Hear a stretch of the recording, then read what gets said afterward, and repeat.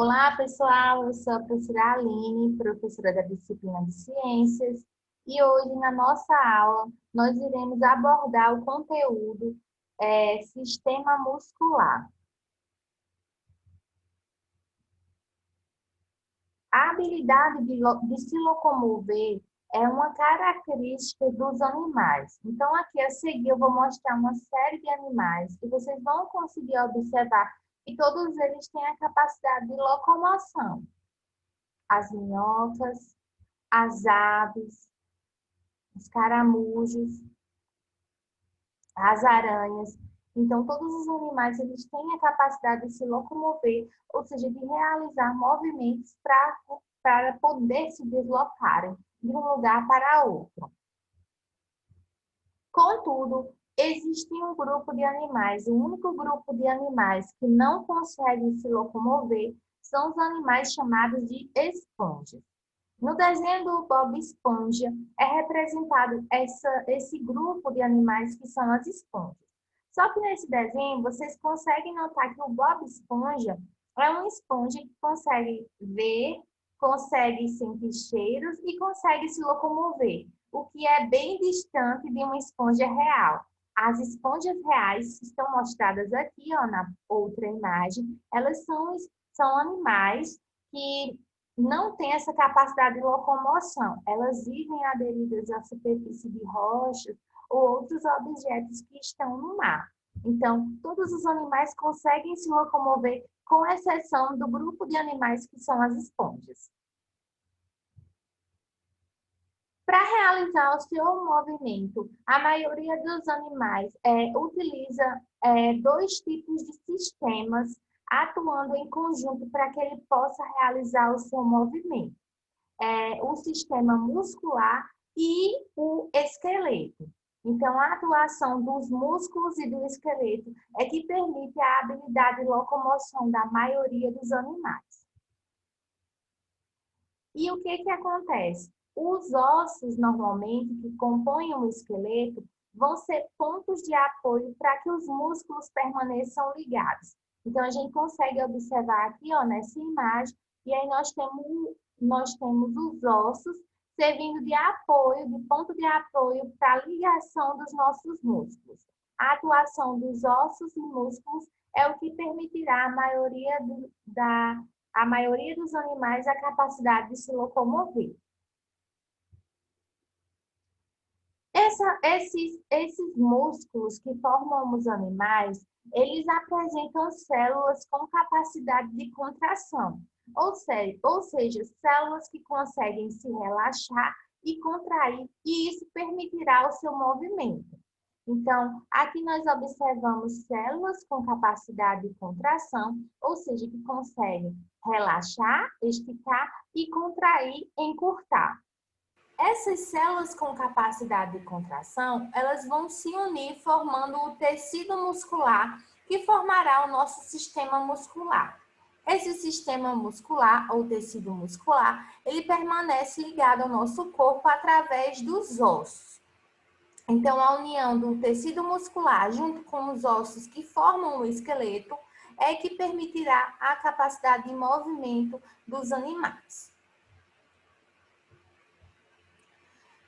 O tecido muscular, como eu falei anteriormente, é formado por células que têm capacidade de contração.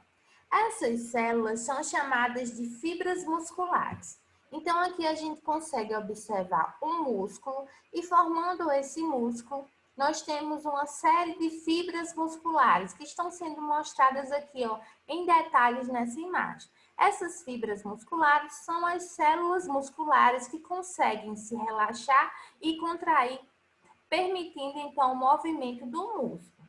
Então, através dessas células musculares, que são chamadas de fibras musculares, o músculo poderá ficar relaxado, ou seja, no estado esticado, ou contraído, que é no estado mais curto. Então, isso daí, essa capacidade de contrair e relaxar, permitirá o movimento do organismo.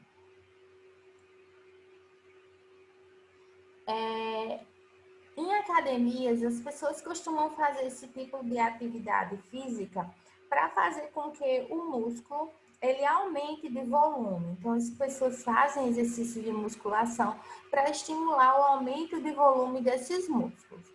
E a pergunta que não quer calar é por que o exercício de musculação torna o músculo mais volumoso? Então, aqui nós temos uma pessoa que começou a fazer academia e após algum tempo fazendo musculação, observem que o volume do músculo dele está bem maior.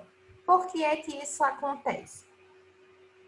Isso acontece porque as células musculares, elas são formadas, as fibras musculares, elas são formadas por proteínas na sua estrutura. Então, o que vai acontecer? Aqui, ó, cada círculo desse está representando uma fibra muscular, ou seja, uma célula muscular dessa pessoa. Isso antes dela começar o exercício de musculação. Depois de um tempo fazendo a musculação, observem aqui, ó, o tamanho das células musculares dessa pessoa, como estão bem mais volumosas. Isso acontece porque a quantidade de proteínas dessas células musculares aumentou, fazendo então com que essas células elas aumentem de tamanho e assim o músculo também se torne mais volumoso após fazer o exercício de musculação. Isso acontece depois de um tempo que esse músculo é estimulado pelo exercício. Outra coisa interessante é que aqui vocês vão compreender o porquê que se indica tanto consumo de proteínas durante a atividade de musculação. Isso porque essas proteínas serão usadas para formar as proteínas que compõem as células musculares, fazendo então essas células aumentarem de volume e assim fazendo o músculo inteiro aumentar de volume, tornando-se mais musculoso. Como eu falei para vocês, os músculos eles estão ligados aos ossos e aí essa ligação que acontece através de uma estrutura chamada de tendão. Então, o tendão é um tecido conjuntivo que liga o músculo ao osso. Vamos observar um exemplo.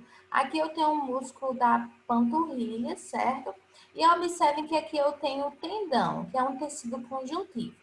Vejamos aqui na imagem lateral. Aqui eu tenho um músculo e vejam que esse músculo ele vai estar ligado ao osso, aos ossos, através do tendão.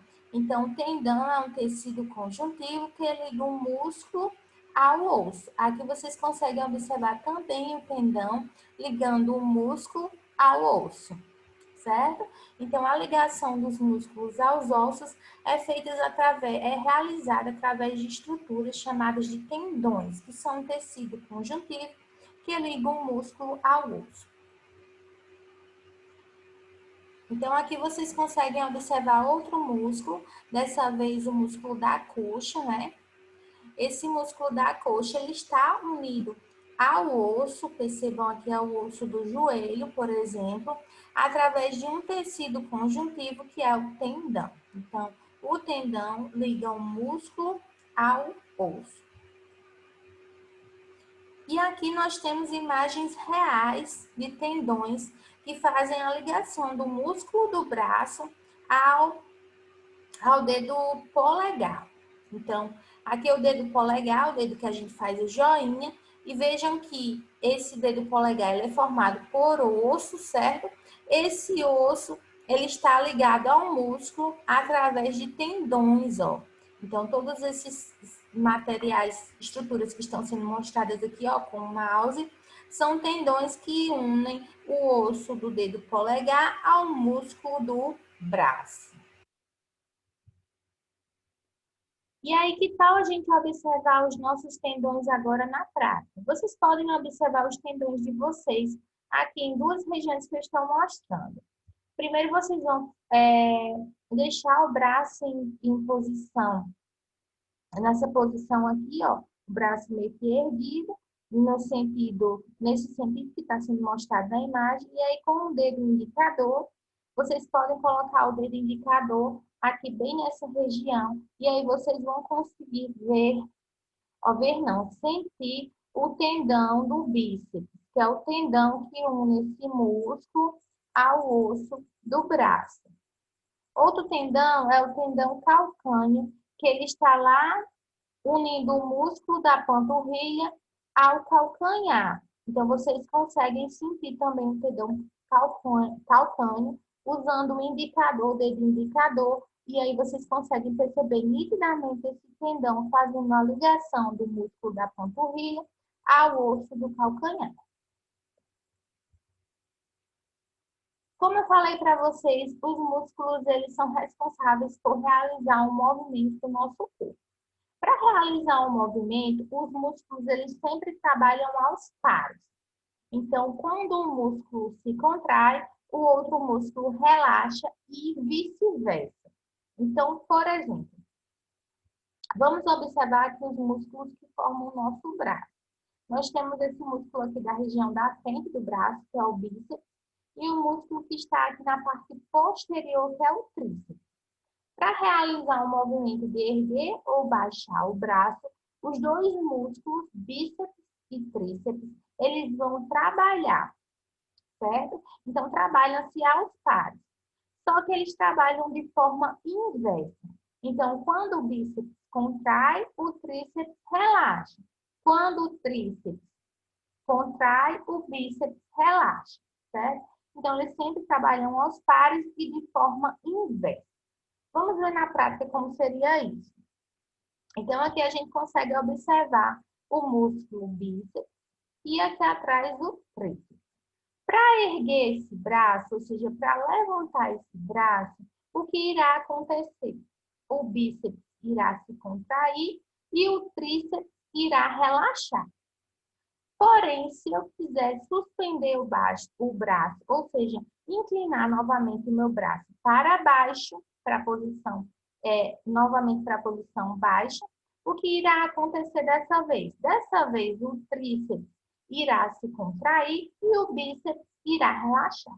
Então, percebam que ao realizar o movimento, eu tenho a participação de pares de músculos que trabalham de forma inversa. Enquanto um contrai, o outro relaxa e vice-versa. Por que que esses músculos eles costumam trabalhar os pares de forma inversa? Isso acontece porque um músculo ele consegue puxar o osso.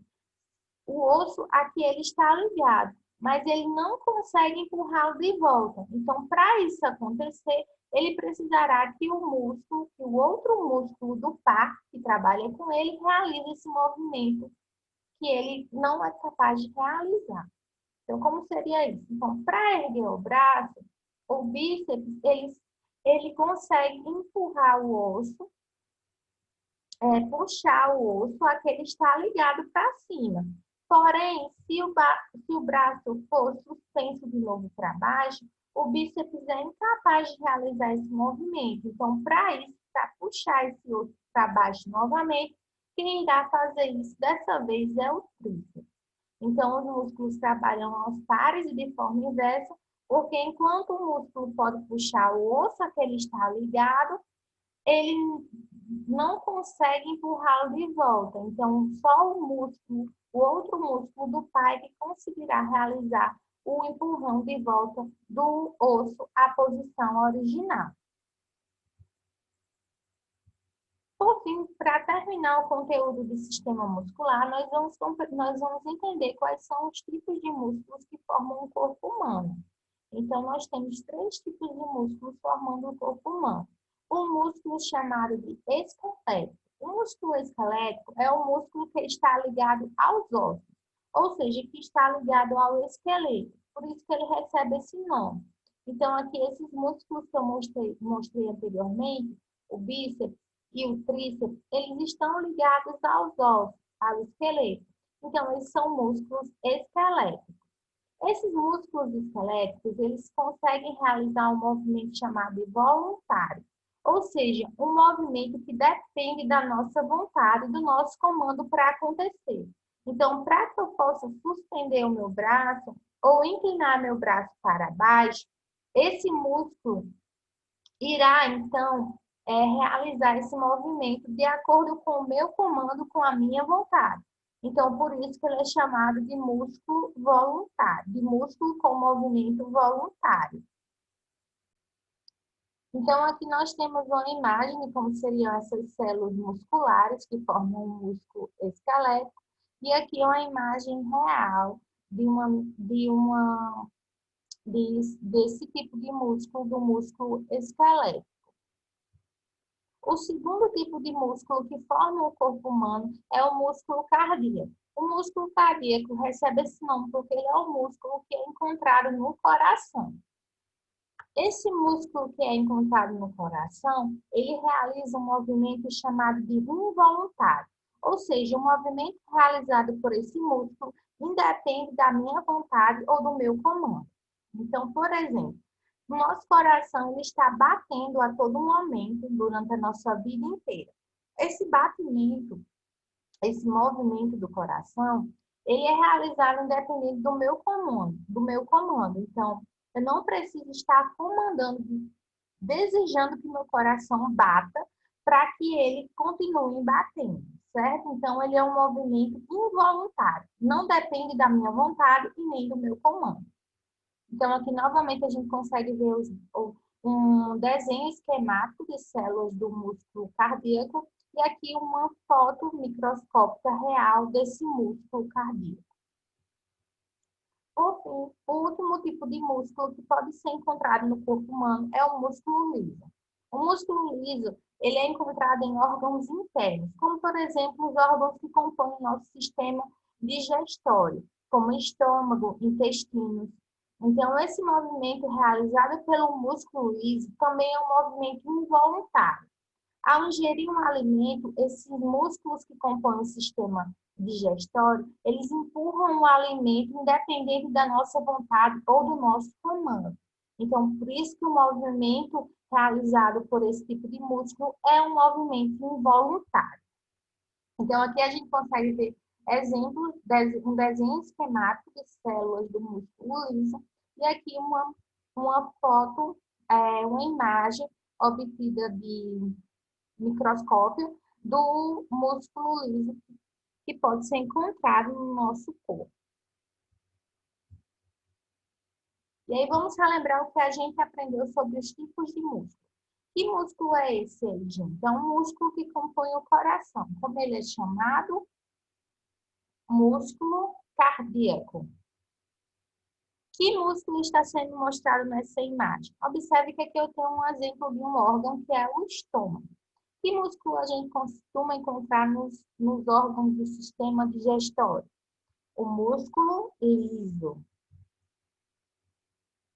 Aqui nós temos um músculo que está ligado ao esqueleto, está ligado aos ossos. Então, que tipo de músculo seria esse? Músculo esquelético. E aí, por fim, nós estamos mostrando uma imagem em que tem a indicação de um tendão. Então, o número 1 ou 2 representam um tendão. Como nós já vimos, o tendão liga o músculo ao osso. Então, a estrutura 2 é quem está representando um tendão. E aí, por fim, como é chamada a célula que forma o tecido muscular? Nós já vimos que essa célula que forma o tecido muscular é chamada de célula muscular ou de fibra muscular. E aí vocês podem consultar o plano de estudo de vocês. Lá tem a indicação das questões que devem ser respondidas, o prazo para a entrega dessa atividade, assim como os dias e horários em que eu estou disponível tanto para a retirada de dúvidas quanto para o recebimento das atividades, certo? Então, não deixem de realizar a entrega da atividade para que essa nota seja colocada, seja pontuada corretamente para você, certo? Então, a entrega da atividade é extremamente importante para complementar a nota de vocês durante essas aulas remotas. Então, não deixem de entrar em contato comigo e realizar a entrega das atividades, ok? Então, até a próxima aula, estou à disposição de vocês.